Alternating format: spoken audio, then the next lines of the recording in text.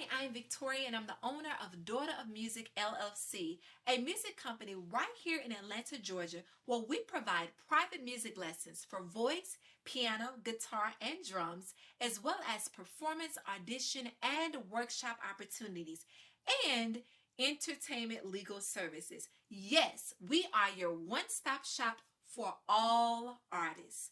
Thank you so much for tuning in to my podcast, Note to Note. Today's segment is going to be featured around Contract Review Part 1. Again, Contract Review Part 1. Now, if you've received an agreement for any of your artist related services, and I hope you have, you will want to understand what is the first step that you need to take to make sure you are getting the best possible information there is for all of your protections as an artist. Well, the first step is I highly encourage you to hire an entertainment attorney and or a legal professional. But that is why I have Note to Note, because I want to provide you those tidbits of what you need to look for in that long form agreement, right?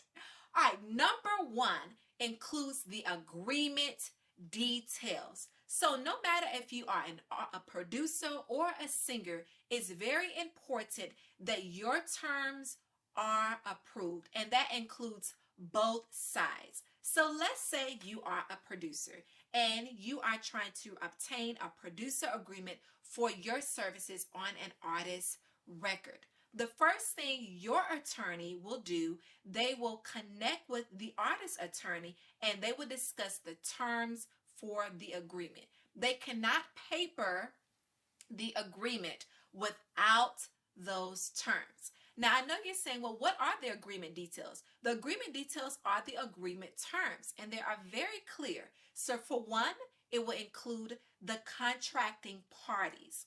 With the contracting parties, that includes the artist's name as well as the producer's name. If either of you have a furnishing company, which most of you all may have for tax purposes, that must be included throughout the entire agreement. So number one of those agreement details, we must have the correct contracting parties outlined in the agreement. Number two is the advance. Are you receiving an advance or known as a fee? That is very important.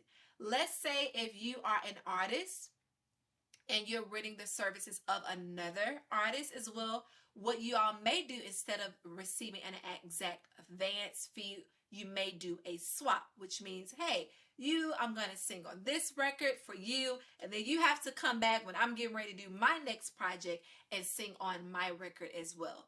Swap, right? So that it may be in lieu of an advance or a fee. So we have your contracting parties and your advance. Next is the royalty. That is very important. Yes, you need to outline the royalty for the agreement. If it's no royalty, that needs to be stated. If there's no advance or fee, that needs to be stated. But if there is one, we want to include those agreement details there as well. Publishing, very important. We need to know your publishing share. When we talk about the publishing, of course, that is applicable to our performing rights organizations, better known as PROs. That includes your SESAC, ASCAP, BMI. So whatever you are affiliated with as a writer and publisher, we must make sure that in the publishing section, we know your publishing share and your publishing entity. And if you don't know, you can always go on those PRO's websites and you can get an outline of all of your statements and knowing all of the songs that you have contributed to and knowing what your publishing share is and making sure all the records are clearly identified. So our agreement details would include the contracting parties, the advance fee or swap, the royalty, the publishing share, and the credit. Credit is very important. So like I said, if you are a producer, you will receive a producer agreement, which is the long form, Or if the song is going to be released tomorrow and you're like, nope, I will not be able to sign off of this unless I have an agreement, then they may do the short form, which is called a producer deck. So with that being said, your credit, it will say produced by such and such. Most of the time, people will use their artist name if they have an artist name, or if not, they will use their legal name. But whatever your artist or legal name is, or however you want your credit to be perceived as, it's very important that that information is included. Let's say, however, with that artist record, there are multiple artists or producers. That credit is very important. So if you are the first or second producer, or however, making sure that it is properly outlined, who's first, second, third, all of those, make sure those are very, very clearly identified in the agreement. So that's number one. When you're looking at a contract, we have to include the agreement details. Those agreement details are approved and making sure they are corrected before we start the actual agreement. That means your attorney and the opposing attorney, they're going to discuss that through email, written communication, making sure that both parties are satisfied with the applicable terms for that record. If you do not have terms, and let's say you just receive an agreement for your services, no, say, hey, excuse me, can I be please connected to your music manager or to your entertainment attorney, because I do not agree with these terms. Do not feel like it as an artist that just because you've received an agreement that you have to approve every term in that agreement. You do not. You have put in the work, put in the time, so you want to make sure that it is very fair on your end for your services that you have contributed to the record. So part one is outlining and including the correct agreement details.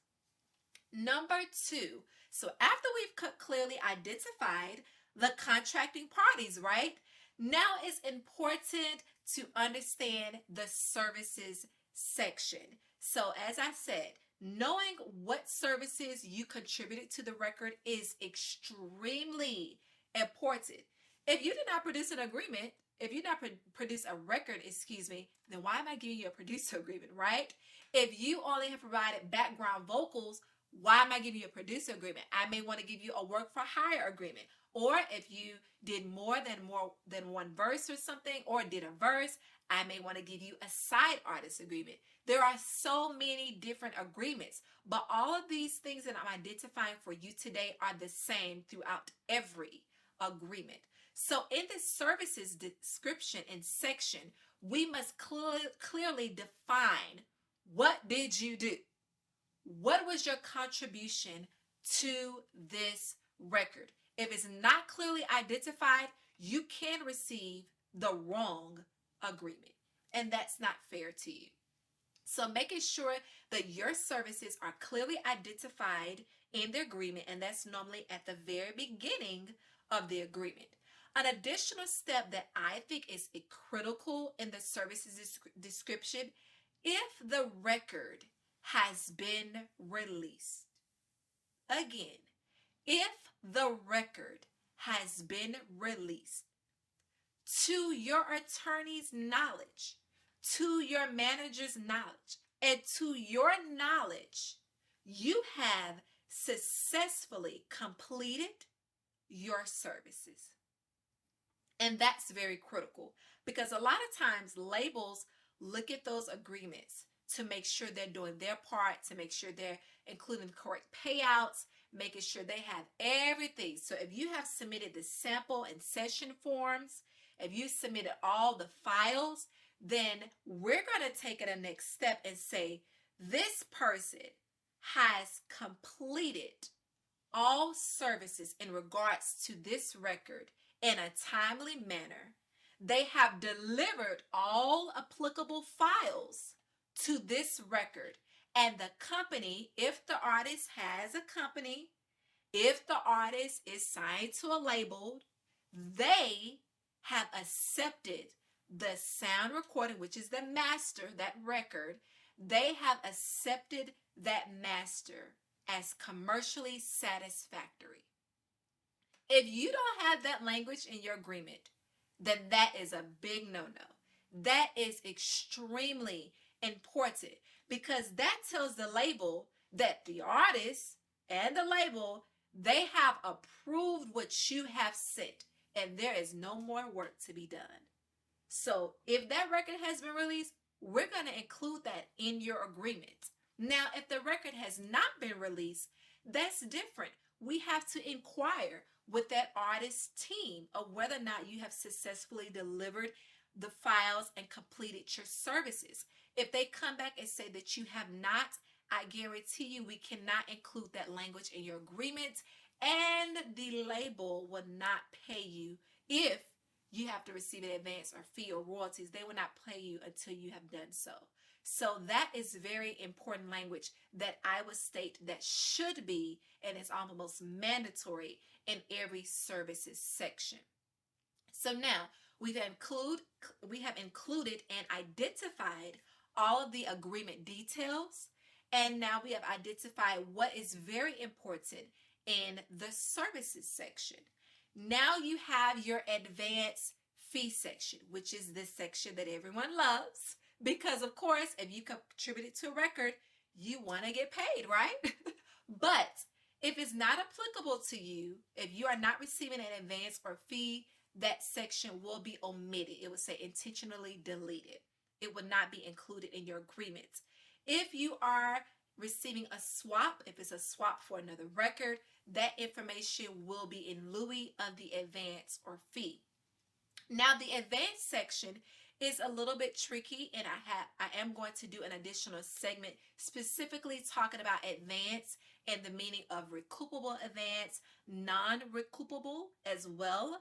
But knowing with the advance, some things that I like to include is that if you have successfully completed all of your services, and definitely if the record has been released, then go ahead and say that the advance shall be paid upon full execution of the agreement. Full execution means that both parties have signed the agreement. Let me state that again. The advance shall be paid upon full execution of the agreement. If both parties have not signed, the label is not going to honor and pay out the advance until they have a fully executed agreement on file. That is very, very important because when we're looking at the advance, first, artists must know who is the appropriate contact. If that artist is signed to a label, they will be identified as the company, the distributor. So they are going to pay you, not the artist. If the artist is not signed to a label, the artist is going to pay you throughout their furnishing company if they have one. So it's very important that if they are assigned to a label, there are a couple of things in the agreement that must be there. It's going to be stated at the beginning. Your legal professional or entertainment attorney is going to request the recording extract so they can view to know what the artist's royalty is, so that it can also be applicable to your specific royalty, which is another section of the agreement. And then you have the label LOD, which is one of the exhibits to the agreement that instructs from the artist to the label to pay you. And those payouts include the advance or fee as well as any applicable royalties. So that's very important.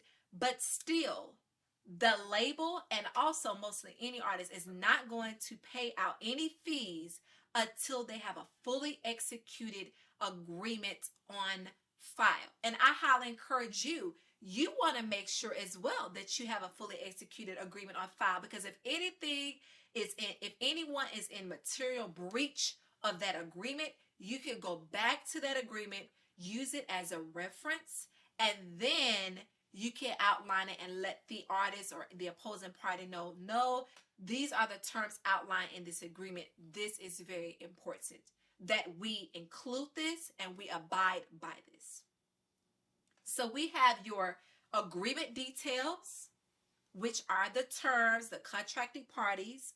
We have the services section, which outlines clearly what your services were, and also the inquiry of whether or not those services have been completed and you've delivered the applicable files for that recording. And next, also the advance fee section, which also is in connection with the royalty section, which is why it's important to obtain the recording agreement extracts for that particular artist. Note, if you're not receiving an advance fee or a royalty, that is not applicable to you. That will not be included in your agreement. Again, it will be notated as intentionally deleted.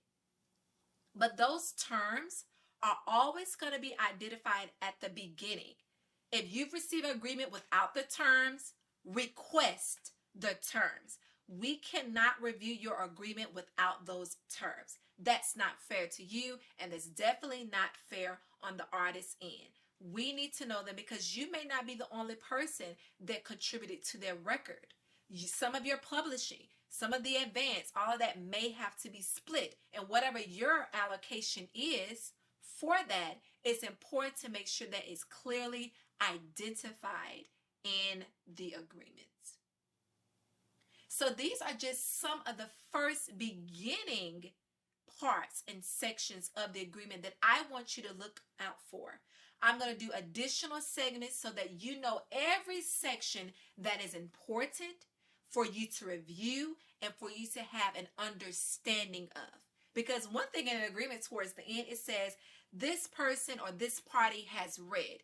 He probably hasn't read it, but this party has an understanding of the agreement, and your understanding comes from hiring a legal professional as and or an entertainment attorney. That is very important. I know sometimes when we get agreements, we're so excited and we just want to get paid, but there are so many other wonderful benefits that is in all of that black and white writing there. So take it a step further. Hire someone if you don't have an understanding. So these are just the first 3 sections of an agreement. Please join me for contract review part 2 so that you can know the next sections that you must be on the lookout for. Thank you so much for tuning in to today's segment of Contract Review Part 1. Please go ahead and like, subscribe, and comment on our YouTube channel, Daughter of Music LLC. And if you have any questions about anything that I've discussed today or any entertainment related question, feel free to email me at note-to-note-podcast@gmail.com, where I'm also offering free discovery sessions. So if you've just received a contract, congratulations. Let's dig into that contract, and then I can also advise to make sure that you're on the road to making sure that all of your rights are protected. Thank you so much and have a wonderful day.